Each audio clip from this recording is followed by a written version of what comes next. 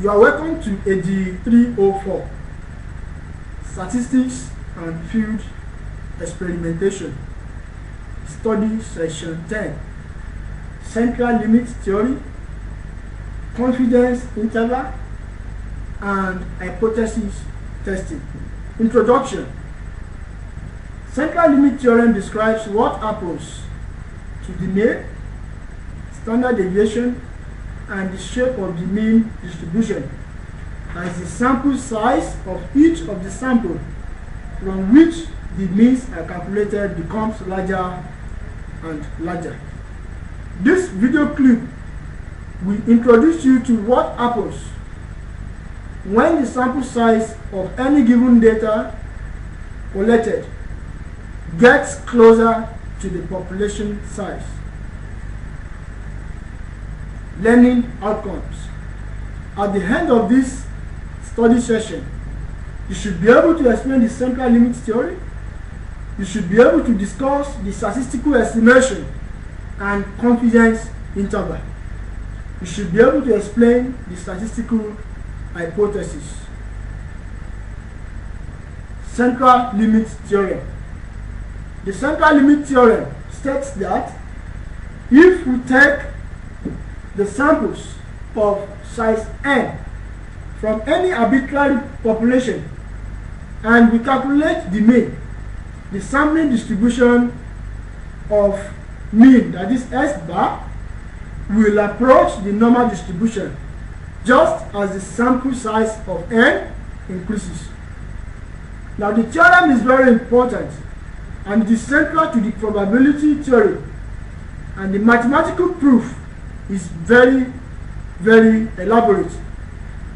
The conclusions are very easy to understand, and the theorem itself is considered in the following components.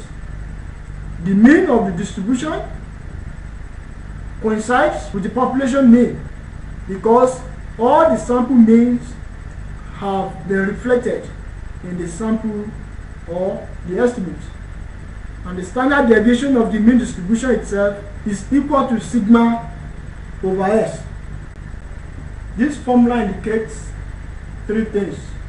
One, when the numerator is increased or decreased, the value of the entire expression must be correspondingly increased or decreased. Two, as the denominator is increased, the value of the entire expression must be decreased.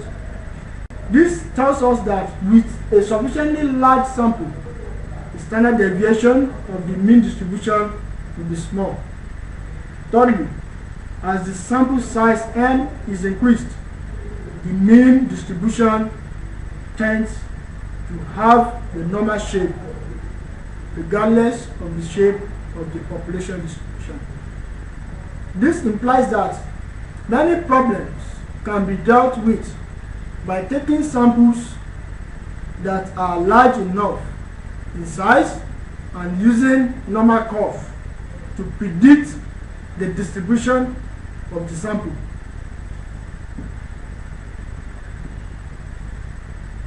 Statistical estimation.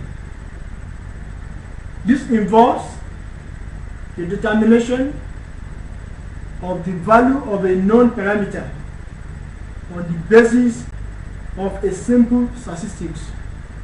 There are two methods of estimation. One, point estimate.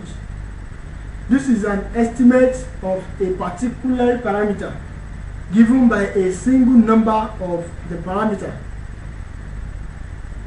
It is a term used when a simple statistics is used exactly the way it is to estimate a population parameter. For example, the average height of 5 sampled men is 36. Now the 36 is a point estimate because it is just a value. And if we say the distance covered by a driver is 50 kilometers, then it is a point estimate. So interval estimate, which is the second method of estimate. Now interval estimate specifies a large range of values within which a population parameter is assumed to be. It is an estimate of a population parameter given by two numbers between which the parameters may be considered to lie. Interval estimates are preferred to point estimate because it indicates the precision of an estimate. For example, if you say the price of one mudu of maize range between 200 naira to 250 naira, and the age of the household heads range from 25 to 35 years. Now, confidence interval is an interval estimate. A statement of the precision or accuracy of an estimate is often referred to as reliability. Method of interval estimation is based on the assumption that the normal probability can be used to compare the ranges. Now, confidence interval. This is the degree or the percentage confidence or the probability that the actual population parameter lie within a specified range about the sample statistics. Confidence interval can be determined by using either of the two general formulae, depending on one, whether the population standard deviation is known, or whether the population standard deviation is not known. This is a descriptive statistics on variables measured in a sample of 3,539 participants who attended the 7th examination of offspring in the Birmingham Heart Center. You are required to generate a 95% confidence interval for systolic blood pressure. Now, let's consider this table. We have the characteristics: systolic blood pressure, diastolic blood pressure, total serum cholesterol, weight, height, and body mass index. Now, here are the number of participants. This is the sample mean, and this is the standard deviation. Now, using the formula x bar plus or minus t, that is x bar plus or minus t, then x all over square root of n. Then we have our 95% confidence interval to be equal to the x sample mean is 120, which you have x.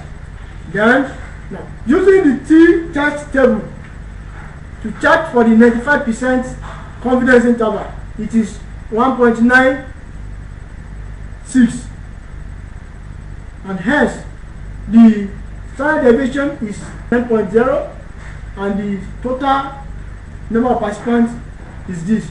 So, performing statistical analysis on it, from here we have it as 127.3 plus 0.63 to have this, or 127.3 minus 0.63. So this led to this value, and this led to this value. Statistical hypothesis. These are assumptions or guesses or statements about the probability distribution of the population. Now, such assumptions may be true and may not be true. Statistical hypothesis is formulated for the purpose of accepting or nullifying the hypothesis. There are two types of hypothesis. We have the null hypothesis, that is the H suffix 0. Then we have the alternative hypothesis, which is often referred to as H1 or HA. But let's not forget.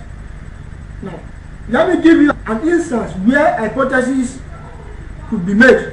Now, for example, if you want to decide whether one method of doing things is better than the other method, then we first establish an hypothesis that there is no difference between the two methods.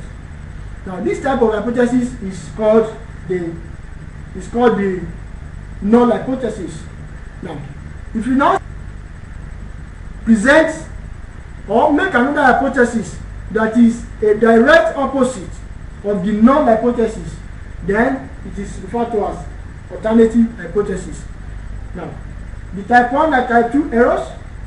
Now, when the hypothesis is correct, then we reject it. We say the type 1 error has been committed.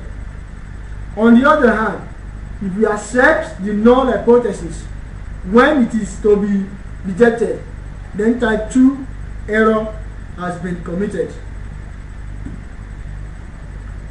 Basic steps involved in hypothesis testing. 1.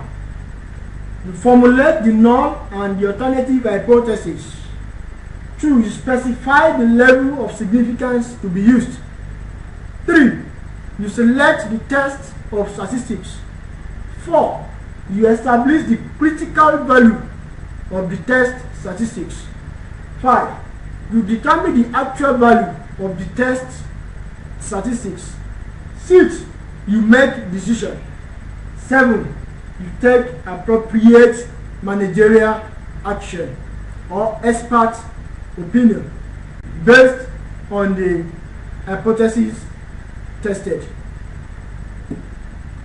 With this, we have come to the end of study session 10, central limit theory, confidence interval, and hypothesis testing.